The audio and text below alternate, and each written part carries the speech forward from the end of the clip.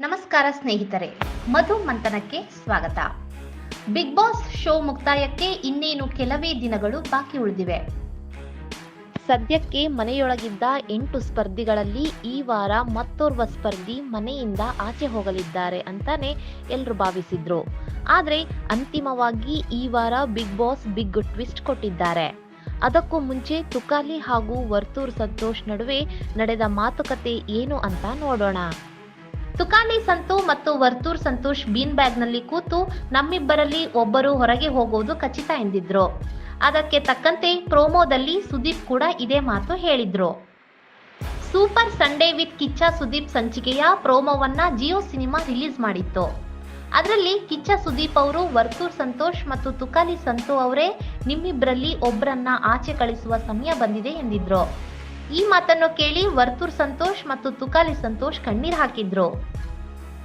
ಅಳುತ್ತಲೇ ಸುದೀಪ್ ಎದುರು ಪ್ರತಿಕ್ರಿಯೆ ನೀಡಿದ ತುಕಾಲಿ, ಚೆನ್ನಾಗಿ ಆಡಿ ಗೆದ್ದುಕೊಂಡು ಬಾ ಅಂತ ಹೇಳುವುದಕ್ಕೆ ಇಷ್ಟಪಡ್ತೇನೆ ಎಂದು ವರ್ತೂರ್ ಸಂತೋಷ್ಗೆ ಹಾರೈಸಿದ್ದಾರೆ. ಅತ್ತ ವರ್ತೂರ್ ಸಂತೋಷ್ ಅವರು ಕೂಡ ಸಂತು ಗೆಲುವನ್ನು ನಾನು ನೋಡ್ಬೇಕಣ್ಣ ಎಂದು ಹೇಳಿದ್ದಾರೆ. ಯಾರಲ್ಲೂ ನೋಡಿರದಂತಹ ಬಾಂಧವ್ಯವನ್ನ ಈ ಸೀಸನ್ ನಲ್ಲಿ ನಿಮ್ಮಿಬ್ಬರಲ್ಲಿ ನಾವು ನೋಡಿದ್ದೇವೆ. ನಿಷ್ಕಳಂಕವಾದ ಒಂದು ಫ್ರೆಂಡ್ಶಿಪ್ ಎಂದು ಸಂತು ಪಂತು ಗೆಳೆತನಕ್ಕೆ ಸುದೀಪ್ ಅವರು ಕೂಡ ಮೆಚ್ಚುಗೆ ವ್ಯಕ್ತಪಡಿಸಿದ್ದಾರೆ. ಇದಕ್ಕೂ ಮುನ್ನ ತುಕಾಲಿ ಸಂತು ಮತ್ತು ವರ್ತೂರ್ ಸಂತೋಷ್ ಅವರು ತಮ್ಮ ನೆಚ್ಚಿನ ಜಾಗವಾದ ಬಾಲ್ಕನಿಯಲ್ಲಿ ಕುಳಿತು ಮಾತನಾಡಿದ್ದರು. ಅವರಿಬ್ಬರು ಯಾವಾಗಲೂ ಬಾಲ್ಕನಿಯ ಬೀನ್ ಬ್ಯಾಗ್ಗಳ ಮೇಲೆ ಕುಳಿತು ಚರ್ಚೆ ಮಾಡುತ್ತಿದ್ದರು. ಮೊನ್ನೆ ಕೂಡ ಅಲ್ಲೇ ಕುಳಿತು ಕಣ್ಣೀರು ಹಾಕಿದ್ದರು. ಬಹುಶಃ ನಾವಿಬ್ಬರು ಒಟ್ಟಿಗೆ ಕುಳಿತು ಮುಕ್ತವಾಗಿ ಇಲ್ಲಿ ಮಾತನಾಡುವುದು ಇದೇ ಕೊನೆ ಅನ್ನಿಸುತ್ತಿದೆ ಎಂದು ಕ್ಯಾಮರಾಗಳಿಗೆ ಇಬ್ಬರು ಹೇಳ್ಕೊಂಡಿದ್ರು.